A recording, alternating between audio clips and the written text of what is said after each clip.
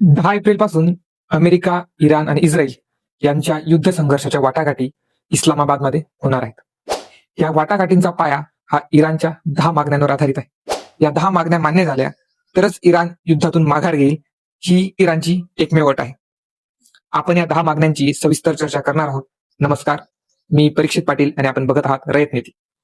इराणने अमेरिका आणि इस्रायल समोर आपल्या 10 मागण्या पाकिस्तानच्या माध्यमातून मांडल्या. त्यातली पहिली आणि सर्वात महत्वाची मागणी म्हणजे प्रादेशिक सार्वभौमत्वाची हमी. अमेरिका किंवा इस्रायल इराणवर हल्ला करणार नाही याची हमी इराणला हवी आहे. कोणत्याही परिस्थितीत इराणच्या अंतर्गत बाबीत इस्रायल आणि अमेरिका हस्तक्षेप करणार नाही याची देखील हमी इराणला हवी आहे. आणि इराणची ही सर्वात महत्वाची अट आहे, कारण इराणनुसार त्यांचा देश हा सार्वभौम आणि त्यांचा निर्णय घेण्यासाठी सक्षम आणि स्वतंत्र आहे, ही त्यांची मानसिकता आहे. इराणची दुसरी अट म्हणजे त्यांचा अणुऊर्जा कार्यक्रम. इराणनुसार ज्या आण्विक कार्यक्रमाच्या विरोधात अमेरिकेने संघर्ष पुकारला त्या आण्विक कार्यक्रमाला अमेरिकेने आता मान्यता द्यायला हवी. इराण कोणत्याही परिस्थितीत त्यांचा अणुऊर्जा कार्यक्रम थांबवणार नाही असा संदेश इराण देऊ इच्छित आहे, आणि हीच त्यांची दुसरी अट आहे.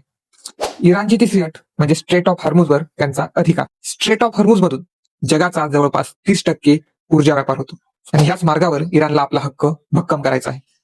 त्यांच्यानुसार स्ट्रेट ऑफ हॉर्मुझ मधून जाणाऱ्या प्रत्येक खनिज तेल बॅरल मागे $1 फी ते आकारतील असाही अधिकार त्यांना हवा आहे. स्ट्रेट ऑफ हॉर्मुझवर कोणत्याही परिस्थितीत इराण आपला हक्क कमजोर करू इच्छित नाही. इराणची चौथी अट म्हणजे अमेरिकेने लावलेले इराणवर आर्थिक निर्बंध. अमेरिकेने काटसासारखे कायदे करून इराण सोबत व्यापार करणाऱ्या अनेक देशांना मर्यादित केला आहे, त्यात भारताचा देखील समावेश आहे. त्यामुळे असे अन्यायकारक कायदे रद्द करावेत अशी इराणची महत्वाची अट आहे. इराणची पाचवी अट म्हणजे UN अर्थात संयुक्त राष्ट्र यांच्यात पास झालेले इराण विरुद्ध ठराव. युएनच्या स्नॅपबॅक मेकॅनिझमनुसार युएनने इराणवर अनेक प्रकारचे आण्विक निर्बंध लादले आहेत, आणि हे ठराव रद्द करण्यासाठी सुरक्षा परिषदेची मान्यता आवश्यक असते. त्यामुळे इराणनुसार सुरक्षा परिषदेच्या सर्व सदस्यांनी हे निर्बंध काढण्यासाठी इराणला सहाय्य करावं, ही इराणची पाचवी अट आहे. इराणची सहावी अट म्हणजे आंतरराष्ट्रीय अणुऊर्जा संघटनेने इराणच्या आण्विक कार्यक्रमावर लादलेले निर्बंध काढून टाकावे, कारण त्या निर्बंधांमुळे इराणच्या युरेनियम एनरिचमेंट सिस्टीमला मर्यादा आलेली आहे, आणि हे निर्बंध काढून टाकणं इराणला अत्यावश्यक झालेलं आहे. इराणची सहावी अट म्हणजे नुकसान भरपाई.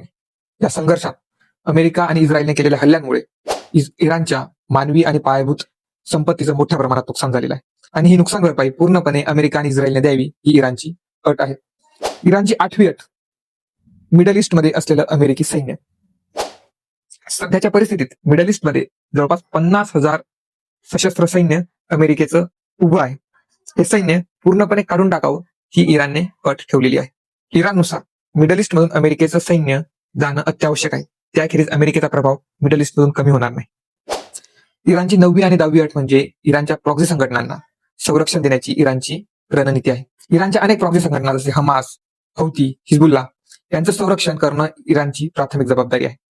त्यामुळे इराणने ठेवलेली ही अट फार महत्वाची आहे.